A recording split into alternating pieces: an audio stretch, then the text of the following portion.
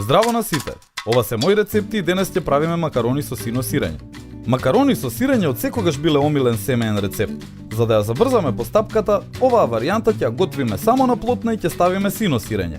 Можете да ставите и малку роквард сирење, но ние ќе ставиме горгонзола. Да започнеме со состојките. Ќе ви треба 200 грама горгонзола сирење, 100 грама путер, 750 мл млеко, 75 грама брашно, 300 грама макарони и сол и бибер. Ќе почнеме со правењето бешамел сос. Стопете малку путер во загреана тава и додека се топи, почнете да сеете брашно во тавата. Измешајте ги заедно за да направите запршка и кога ќе ја добиете, сипете малку млеко. Во овој момент ќе ставиме само 1/4 од млекото за сосот да почне да се згуснува. Ако ставиме премногу млеко во сосот, тој ќе биде многу редок. Треба да го контролираме сосот и полека да го крчкаме. Досипувајте млеко секоја минута за сосот да продолжи да се крчка.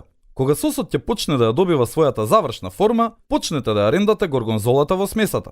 Ние тоа го правиме со ситно ренде, но вие можете да ставите поголеми парчиња и да ја оставите да се стопи. Горгонзолата е сирење со силен вкус кој на сосот ќе му даде специфичен вкус. Сините делови на сирењето ќе му дадат боја на јадењето. Подоцна изрендајте го остатокот од сирењето, но оставете малку настрана за гарнирање. Кога сосот ќе биде готов, извадете ја тавата од огнот и ставете ја настрана. Загрејте малку вода во тенџере пред во неа да ставите сол и маслиново масло. Потоа ставете ги макароните и оставете ги да се варат. Овде користиме мали макарони кои највеќе одговараат за макарони со сирење.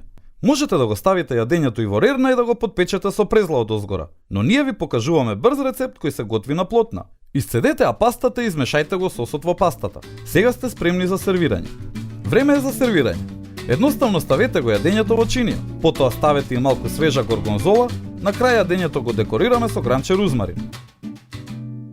Мек енд чиз, како што го нарекуваат американците, секогаш остава добар впечаток кај оние што го јадат.